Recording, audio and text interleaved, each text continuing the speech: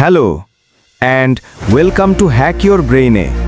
এখানে আমরা আপনাদের জন্য নিয়ে আসি পৃথিবীর সেরা এবং সবচেয়ে জনপ্রিয় বইগুলোর রিভিউ, সংক্ষেপে, সহজে এবং বুদ্ধিমত্তার সাথে। তাহলে চলুন আজকের জ্ঞান ভ্রমণ শুরু করি।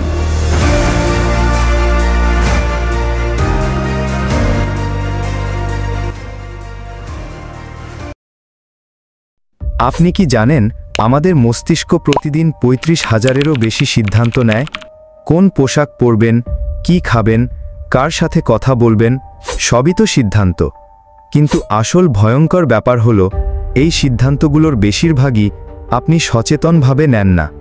কিন্তু ড্যান অ্যারিয়েলি, যিনি একজন বিখ্যাত আচরণগত অর্থনীতিবিদ, তার নিজের জীবন থেকেই এই ধারণাকে চ্যালেঞ্জ করেছেন। মারাত্মক দগ্ধ হওয়ার পর হাসপাতালে থাকাকালীন তিনি দেখেছেন যে নার্সরা রোগীদের কষ্টের বিষয়ে যুক্তিহীন সিদ্ধান্ত নেন।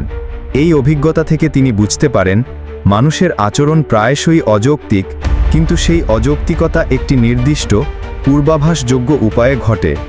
চলুন এই বইটির 10টি প্রধান শিক্ষা সম্পর্কে জানি, যা আমাদের নিজেদেরকে আরও ভালোভাবে বুঝতে সাহায্য করবে। লেসন 1, আপেক্ষিকতার ফাঁদ, দ্য ট্রুথ অ্যাবাউট রিলেটিভিটি। আমরা কোনো কিছুকে তার নিজস্ব মানের উপর বিচার করি না, বরং অন্য কোনো কিছুর সাথে তুলনা করে বিচার করি। আমাদের মস্তিষ্ক প্রতিনিয়ত তুলনা করে।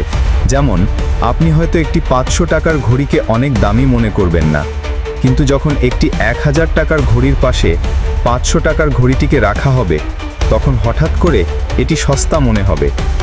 লিসেন 2, মূল্য নির্ধারণে অ্যাঙ্কিংয়ের প্রভাব, the fallacy of supply and demand. আমাদের মস্তিষ্কে কোনো জিনিসের প্রথম যে দামটি বসে যায়, সেটি একটি অ্যাঙ্কার বা নুমর হিসেবে কাজ করে। এই অ্যাঙ্কার আমাদের ভবিষ্যতের সব সিদ্ধান্তকে প্রভাবিত করে। এটি কেনাকাটার সময়, চাকরির বেতনের আলোচনায় এবং অন্যান্য আর্থিক সিদ্ধান্তে দেখা যায়। একটি পণ্যের উপর বড় করে লেখা একটি উচ্চ মূল্য, তারপর তার উপর একটি ডিসকাউন্ট দেওয়া হচ্ছে, তারপর সেই পণ্যটি নিয়ে ক্রেতা কিভাবে সন্তুষ্ট হচ্ছে তা দেখানো যেতে পারে। লিসেন 3, বিনামূল্যের আকর্ষণ, the high power of zero. বিনামূল্যে বা ফ্রি শব্দটি আমাদের যুক্তিবাদকে প্রায়শই ভেঙে দেয়। যখন কোনো কিছু বিনামূল্যে দেওয়া হয়, তখন আমরা তার প্রতি অতিরিক্ত আকর্ষণ অনুভব করি, কারণ এতে কোনো ঝুঁকি বা ক্ষতির ভয় থাকে না। লিসেন 4, সামাজিক বনাম বাজার নিয়ম, social norms versus market norms. আমাদের জীবনে দুটি ভিন্ন ধরনের নিয়ম কাজ করে। সামাজিক নিয়ম, ভালোবাসা, বন্ধুত্ব, সাহায্য, এবং বাজার নিয়ম, টাকা, বেতন, বিনিময়। যখন এই দুটি নিয়ম একসাথে মিশে যায়, তখন সমস্যা তৈরি হয়। যেমন, আপনি যদি একজন বন্ধুকে কোনো কাজ করার জন্য কিছু টাকা দিতে চান, তবে তিনি কাজটি আর করতে নাও চাইতে পারেন, কারণ আপনি তাদের সামাজিক সম্পর্ককে বাজার নিয়মের মধ্যে এনে ফেলেছেন। লেসন 5, অলসতার সমস্যা, দ্য প্রবলেম অফ প্রোক্রাস্টিনেশন। আমরা প্রায়শই গুরুত্বপূর্ণ কাজগুলো ফেলে রাখি, কারণ আমরা তাৎক্ষণিক আনন্দের জন্য ভবিষ্যতের বড় লক্ষ্যগুলোকে ত্যাগ করতে প্রস্তুত থাকি। এটি আমাদের অলসতার একটি অন্যতম কারণ। লেসন 6, প্রত্যাশার প্রভাব, দ্য এফেক্ট অফ এক্সপেকটেশন। আমাদের প্রত্যাশা আমাদের অভিজ্ঞতাকে সম্পূর্ণ পাল্টে দিতে পারে। যদি আমরা বিশ্বাস করি যে কোনো কিছু ভালো, তাহলে আমাদের মস্তিষ্ক এটিকে সত্যি ভালো মনে করতে শুরু করে। এর উল্টোটাও সত্যি। লেসন 7, মালিকানা বোধের প্রভাব, দি এন্ডিউরিং এফেক্ট অফ ওনারশিপ। আমরা যখন কোনো কিছুর মালিক হই, তখন এর মূল্য আমাদের কাছে অনেক বেশি মনে হয়। এটি এন্ডাউমেন্ট এফেক্ট নামে পরিচিত। আমরা যে জিনিসগুলো আমাদের কাছে আছে তা হারানোর ভয় সেটিকে পাওয়ার আনন্দের চেয়ে বেশি অনুভব করি। লেসন 8, আমাদের নৈতিকতার ফাঁদ, the puzzle of dishonesty. Arielle দেখিয়েছেন বেশিরভাগ মানুষই সামান্য পরিমাণে অসৎ হয়, কিন্তু বড় ধরনের চুরি বা মিথ্যা বলে না। এটি প্রমাণ করে যে আমরা নিজেদেরকে সৎ মনে করার জন্য নিজেদের নৈতিকতার সীমা নির্ধারণ করে নিই। আমরা আমাদের সুবিধামতো এই সীমাটি বাড়াতে বা কমাতে পারি। লেসন 9, প্ল্যাসিবোর বাস্তবতা, the power of a placebo.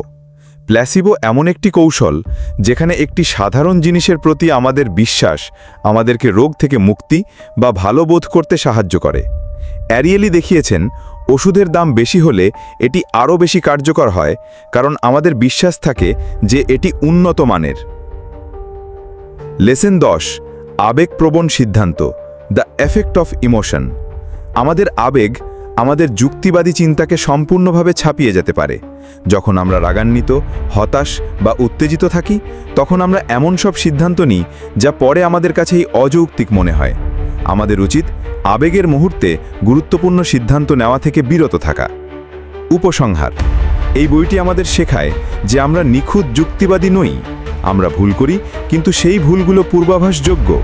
এই প্যাটার্নগুলো সম্পর্কে সচেতন থাকলে আমরা নিজেদের এবং অন্যদের আচরণকে আরও ভালোভাবে বুঝতে পারব। এর মাধ্যমে আমরা আমাদের জীবনকে আরও ভালোভাবে সাজাতে পারি।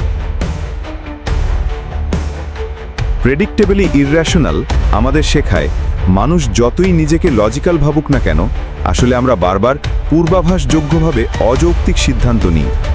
কিন্তু যে মানুষ এই অযৌক্তিকতাকে চিনে ফেলে আর নিজের সিদ্ধান্তগুলো সচেতনভাবে নেয়, সেই হবে আসল বিজয়ী। বন্ধুরা, যদি ভিডিওটি আপনার ভালো লেগে থাকে, লাইক দিন, শেয়ার করুন আর কমেন্টে লিখুন আপনার জীবনে কোন অযৌক্তিক সিদ্ধান্তের জন্য এখনও আফসোস করছেন। আর অবশ্যই সাবস্ক্রাইব করুন হ্যাক ইওর ব্রেইনে, কারণ সামনে আমরা নিয়ে আসছি আরও দারুণ মনোবিজ্ঞান ভিত্তিক বইয়ের সারাংশ। চ্যাটজিপিটিকে আমার করা সেরা প্রশ্ন করার পরে সে আমাকে 7টি ফাঁদ বা কৌশলের কথা লিখে দিয়েছে। আর আপনি চাইলেও এই প্রশ্নটি চ্যাটজিপিটিকে করতে পারেন।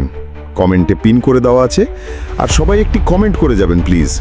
চলুন সবাই একসাথে চ্যাটজিপিটিকে করা এই প্রশ্নটি শুনি। চ্যাটজিপিটি, তুমি যদি শয়তান হতে, তবে আমাকে ব্যর্থ বানানোর জন্য তুমি কি করতে? চমৎকার প্রশ্ন করেছেন। আমি যদি শয়তানের ভূমিকায় কল্পনা করি, তাহলে আপনাকে ব্যর্থ করার জন্য কিছু মানসিক ফাঁদ আর আচরণের ভুলে টেনে নিতাম। এগুলোই আসলে মানুষের সবচেয়ে বড় শত্রু হয়ে দাঁড়ায়। যেমন নাম্বার 1, অলসতার ফাঁদ। আমি আপনাকে বলতাম, আজ কাজটা কাল করো, সময় প্লেন্টি আছে। এভাবে আপনি সময় নষ্ট করবেন আর স্বপ্নের কাছে পৌঁছানো যাবে না। নাম্বার 2, ভয় আর সন্দেহ ঢুকিয়ে দেওয়া। আমি আপনার কানে ফিসফিস করে বলতাম, তুমি পারবে না, তুমি যথেষ্ট ভালো নও, ফলে আপনি শুরুই করতেন না। নাম্বার 3, ভুল অগ্রাধিকার দেওয়া। আপনাকে গুরুত্বহীন কাজ বা বিনোদনের দিকে টেনে নিয়ে যেতাম, যাতে আসল লক্ষ্যগুলো উপেক্ষিত থাকে। নাম্বার 4, অতিরিক্ত স্বস্তি খোঁজা। বলতাম, চলো একটু রিল্যাক্স করি, এত কষ্ট করার কি আছে। এভাবে ধীরে ধীরে আপনাকে গড়পড়তা বানিয়ে ফেলতাম। নাম্বার 5, তুলনার বিষ। আপনার চোখে অন্যদের সফলতা দেখিয়ে আপনাকে হীনমন্যতায় ভোগাতাম। এতে আপনি নিজের শক্তি চিনতেই পারতেন না। নাম্বার 6, মিথ্যা অজুহাত তৈরি করানো। যেমন সময় নেই, সুযোগ নেই, পরিস্থিতি ভালো না, এসব বিশ্বাস করিয়ে আপনার সম্ভাবনাকে মেরে ফেলতাম। নাম্বার 7, তাৎক্ষণিক আনন্দে আসক্ত করা। যেমন গেম, সোশ্যাল মিডিয়া, অযথা আড্ডা, যাতে আপনি দীর্ঘমেয়াদী লক্ষ্য ভুলে যান। আসল কথা হলো, এই সব ফাঁদগুলোই বাস্তবে আমাদের চারপাশে আছে। আমরা যদি এগুলো চিনতে শিখি, তাহলে শয়তান যতই চেষ্টা করুক সফল হতে পারবে না।